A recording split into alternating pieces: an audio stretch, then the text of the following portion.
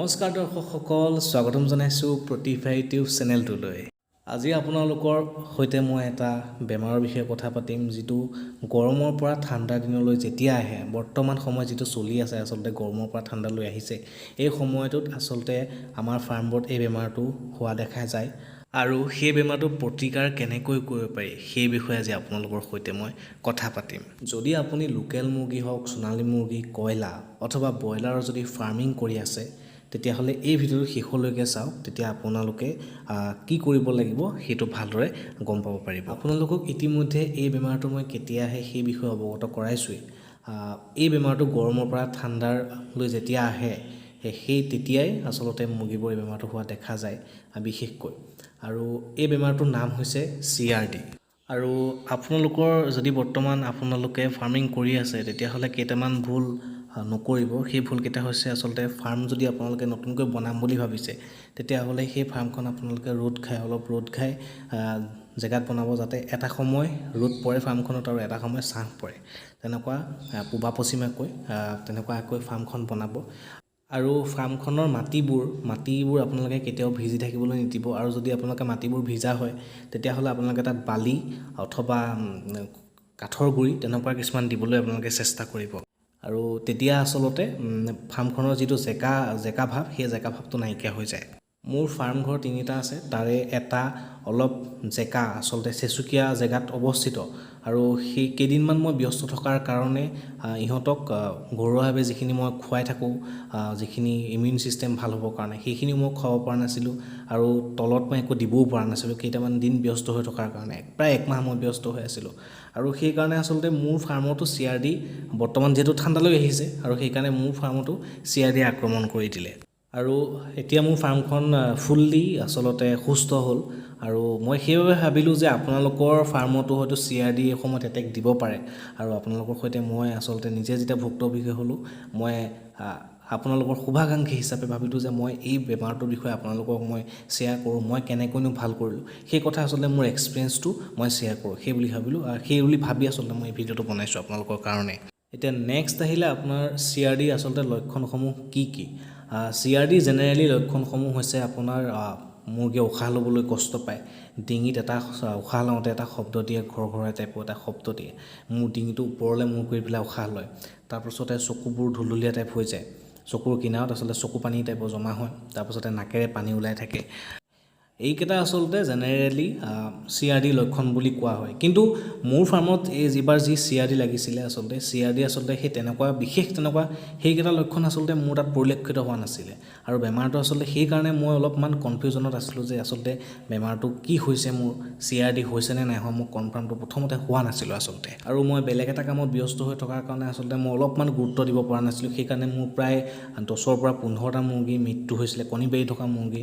খুব বেয়া লাগিছিলে আচলতে কণী পাৰি থকা মুৰ্গীকেইটা যেতিয়া মৃত্যু হৈছিলে। আৰু আপোনালোকে চিনি পাবৰ কাৰণে আচলতে উশাহ মুৰ্গী যদি CRD হয় কেনেকৈ লয়, আপোনালোকক মই এটা ভিডিঅ' দেখাইছোঁ। এই বগা মুৰ্গীটোলৈ আপোনালোকে লক্ষ্য কৰক কেনেকৈ উশাহ লৈছে। আচলতে এনেকুৱা টাইপত CRD হ'লে মুৰ্গীবোৰে উশাহ ল'বলৈ যত্ন কৰে আৰু ডিঙিয়ে ঘৰক এটা মাত দিয়ে। আৰু আপোনালোককতো মই কৈছোঁৱে যে মোৰ সেই ছিমটমছখিনি আচলতে দেখা নাছিলোঁ। মই কি দেখিছিলোঁ, প্ৰথম অৱস্থাত মোৰ মুৰ্গীবোৰ গাটো গৰম হৈ যায়, আচলতে জ্বৰ উঠা টাইপৰ হয়, আৰু জুলুকা লাগে, ভৰিকেইটাই কাম নকৰা হয়। আচলতে তেনেকুৱা টাইপৰ হৈছিলে বস্তুটো। তাৰপিছতে মই বেলেগ ধৰণৰ মেডিচিন খুৱাইছিলোঁ, কিন্তু মেডিচিন খুৱাই পেলাই মই ভাল পোৱা নাছিলোঁ। তাৰপাছত মই ভাবিলোঁ যে যিটো মুৰ্গী মৃত্যু হৈছে তাক মই অপাৰেশ্যন কৰি চাওঁ, যে যদি ভিতৰত কিবা এফেক্টছ আছে নেকি বা কিবা ভিতৰত প্ৰব্লেমছ আছে নেকি। তাৰপাছত মই অপাৰেশ্যন কৰি চাই দেখোঁ লিভাৰৰ পৰা আদি কৰি সকলোখিনি বস্তু অ'কে আছে, একো প্ৰব্লেম নাই। আৰু তেতিয়া মই যিডাল আপোনাৰ গোৱালে যোৱা নলীডাল আৰু বা লেট্ৰিনটো তাহাঁতৰ চেক কৰিলোঁ। আচলতে মই তেতিয়া বেমাৰটো ধৰা পৰিলে মোৰ। আৰু আচলতে লেট্ৰিনটো আপোনালোকে যেতিয়া CRD হ'ব, সেই লেট্ৰিনটো আপোনাৰ চূণৰ গুড়ি, আচলতে বগা গুড়ি টাইপৰ, বা লেট্ৰিনটোৰ লগত সেই গুড়ি বগা তেনেকুৱা টাইপৰ অলপমান থাকে আচলতে।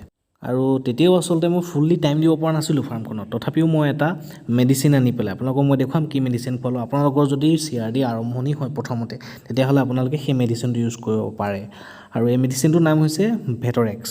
এই ভেটৰেক্সটো আপোনালোকে ব্যৱহাৰ কৰিব পাৰে। আৰু এই মেডিচিনটো মই আনি পেলাই তেতিয়া CRDৰ কাৰণে আচলতে ব্যৱহাৰ কৰিবলৈ আগবাঢ়িলোঁ আৰু এইটো আচলতে লিকুইড ফৰ্মত থাকে আপোনালোকে পানীৰ লগত মিক্স কৰি পেলাই এইটো আপোনালোকে মুৰ্গীক দিব পাৰে আৰু এইটোৰ দাম বেছি নহয় এইটোৰ দাম 160 টকা আৰু আপোনালোকে ব্ৰইলাৰ পুহিছে তেতিয়াহ'লে ব্ৰইলাৰ আপোনালোকে 10 ml 1 লিটাৰ পানীত আপোনালোকে কণ্টিনিউ 7 দিন দিব আৰু 6 যদি আছে তেতিয়াহ'লে 8 ml আপোনালোকে 1 লিটাৰ পানীত 7 দিনৰ কাৰণে কণ্টিনিউ খাবলৈ দিব আৰু আপোনালোকে লেয়াৰ যদি আছে 5 ml আপোনালোকে 1 লিটাৰ পানীত 12 দিনৰ কাৰণে কণ্টিনিউ আপোনালোকে দিব আৰু এইটো আপোনালোকে দেখাই পাব ইয়াত CRD কাৰণে হয় আৰু আপোনাৰ বিভিন্ন ধৰণৰ পেটত যদি বিভিন্ন ধৰণৰ মৰ্টেলিটি যদি ইনফেকশ্যনৰ কাৰণে হৈছে তেতিয়াহ'লে সেই সকলোখিনি ইনফেকশ্যন দূৰ কৰাৰ কাৰণে এইটো মেডিচিন কিন্তু মই আচলতে এই মেডিচিনটো ব্যৱহাৰ কৰিলোঁ কণ্টিনিউ আচলতে মই প্ৰায় 5 পৰা 7 দিন ইউজ কৰিছিলোঁ মই মেডিচিনটো আৰু মেডিচিনটো ইউজ কৰাৰ পাছতো আচলতে মোৰ প্ৰায় 5 দিনৰ মূৰে মৰ্টেলিটি হৈ আছিলে আৰু তাৰপাছত মই ভাবিলোঁ যে এই মেডিচিনটো আচলতে মোৰ তাত কাম কৰা নাছিলে কাৰণ মোৰ বেমাৰটো বহুতখিনি আগবাঢ়ি গুচি গ'ল আচলতে বেমাৰটো বহুত বেছি হৈ গ'ল ইনফেকশ্যন বেছি হৈ যোৱাৰ কাৰণে আচলতে মোৰ এই মেডিচিনটোৱে মানে ভালদৰে কাম নকৰিলে যদিও মৰ্টেলিটিটো কমাইছিলে তথাপিও আচলতে ভালদৰে পিয়ৰলি মোৰ CRD যি ইনফেকশ্যন হৈছিলে সেই ইনফেকশ্যনখিনি ক্লিয়াৰ কৰিব পৰা নাছিলে আৰু তাৰপাছত আচলতে মই মোৰ বাকী কামখিনিৰ পৰা যেতিয়া আজৰি হ'লোঁ মই আচলতে ফাৰ্মত যেতিয়া মনোনিৱেশ কৰিলোঁ তাৰপিছত মই এজন ডক্টৰৰ সৈতে ভালদৰে ডিছকাশ্যন কৰিলোঁ যে আচলতে কি খোৱালে ভাল হ'ব তেতিয়া মোক এটা ডক্টৰজনে এটা মেডিচিন প্ৰেছক্ৰাইব কৰিলে যিটোক আচলতে ট্ৰক্স বুলি কোৱা হয় আৰু এইটো টাইলোচিন টেট্ৰেট চলিউবল পাউডাৰ আৰু এই মেডিচিনটোৰ দাম কিন্তু আচলতে বহুত বেছি হয়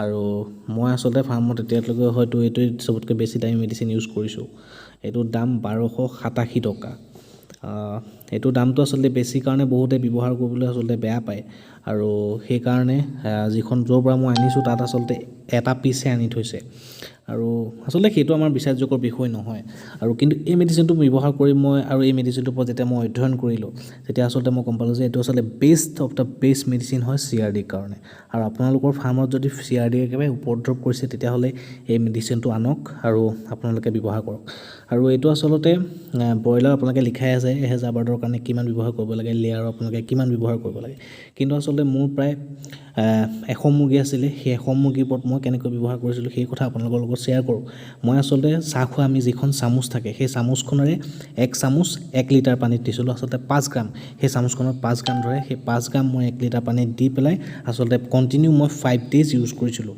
আৰু 5 ডেজ ইউজ কৰাৰ পাছত এতিয়ালৈকে আচলতে প্ৰায় মোৰ 15 পৰা 20 দিন পাৰ হৈ গ'ল এতিয়ালৈকে মোৰ এটাও মৰ্টেলিটি হোৱা নাই আৰু আচলতে লগত মই আৰু এটা আমাৰ ঘৰুৱা মেডিচিন খুৱাইছিলোঁ আৰু সেই মেডিচিনটো হৈছে আমাৰ তুলসী পাত আদা আৰু নহৰুৰ এটা পেষ্ট বনাই সেই পেষ্টটোৰ লগত পানী মিহলি কৰি সেই পানীখিনি মই মোৰ মুৰ্গীখিনিক খাবলৈ দিছিলোঁ আৰু আপোনালোকে মই আপোনালোকক আগতেও কৈছোঁ ঘৰুৱাভাৱে কি খুৱাব পাৰে সেইখিনি যদি খুৱাই থাকে আপোনালোকৰ তাত CRD প্ৰভাৱ আচলতে পৰিব নোৱাৰে আচলতে মই আচলতে সময় দিব পৰা নাছিলোঁ আৰু সেইবাবে আচলতে মোৰ ফাৰ্মত CRD উপদ্ৰৱ কৰিবলৈ আচলতে চান্স পালে আৰু আজি আপোনালোকৰ সৈতে মই শ্বেয়াৰ কৰাৰ মূল কাৰণটো হৈছে যে আপোনালোকৰ যাতে সেই অসুবিধা নহওক আৰু যদি হৈছে আপোনালোকে সেই প্ৰতিকাৰৰ উপায়খিনি লাভ কৰক আৰু মোৰ দৰে আচলতে মৰ্টেলিটি নহওক কাৰণ কণী পাৰি থকা মুৰ্গীৰ পৰা মুৰ্গীৰ যদি মৃত্যু হয় আপোনালোকে আচলতে বহুত লষ্টৰ সন্মুখীন হ'বলগীয়া হয় আৰু এটা কথা আপোনালোকক কওঁ আপোনালোকে দৰৱটোৰ মেডিচিনটোৰ দাম আচলতে বেছি দেখিছে কিন্তু আপোনালোকে 3 বা 4টা মুৰ্গী যদি আপোনালোকৰ মৰ্টেলিটি হৈ যায় কিন্তু সেই দামটো আচলতে তাতে গুচিয়ে যায় সেইকাৰণে আপোনালোকে যদি দেখিছে এটা দুটা মৰ্টেলিটি হৈছে তেতিয়াহ'লে আপোনালোকে খুব ভাল মেডিচিনটো ইউজ কৰক অথবা আপোনালোকে ভেটৰক্সটো ইউজ কৰিব পাৰে সেইটো আপোনালোকে ইউজ কৰি চাই লওক যদি আপোনালোকে কিন্তু কাম নকৰা দেখে তেতিয়া আপোনালোকে 1287 টকীয়া মেডিচিনটো আনি পেলাই ট্ৰক্স যিটো মেডিচিন সেই মেডিচিনটো আপোনালোকে ব্যৱহাৰ কৰক আৰু বন্ধুসকল আজি ভিডিঅ'টো ইমানেই যদি ভাল পালে আপোনালোকে লাইক কৰিব আৰু কমেণ্ট কৰিব আৰু আপোনালোকৰ আগতে CRD সন্মুখীন হৈছে নেকি মোক কমেণ্ট কৰি জনাব আৰু আচলতে ময়ো শিকিহে আছোঁ আপোনালোকৰ লগত মই যি এক্সপিৰিয়েঞ্চ হৈছে সেই এক্সপিৰিয়েঞ্চখিনি আপোনালোকৰ সৈতে শ্বেয়াৰ কৰোঁ আৰু আপোনালোকে মানে আপোনালোকৰ যি এক্সপিৰিয়েঞ্চ সেই এক্সপিৰিয়েঞ্চখিনি কমেণ্টত শ্বেয়াৰ কৰিব আপোনালোকে সেই কমেণ্টৰ পৰা মোৰ লগতে আৰু বহুজন আচলতে সহায় হ'ব ধন্যবাদ আৰু যদি আপোনাৰ কোনোবা বন্ধু বান্ধৱীয়ে ফাৰ্মিং কৰি আছে তেনেহ'লে এই ভিডিঅ'টো শ্বেয়াৰ কৰিব তেওঁ তেতিয়া উপকৃত হ'ব পাৰিব আৰু আজিৰ ভিডিঅ'টো ইমানেই যদি ভাল পালে আকৌ কৈছোঁ আপোনালোকে লাইক এটা কৰি দিব কমেণ্ট এটা কৰি দিব ধন্যবাদ জয় অসম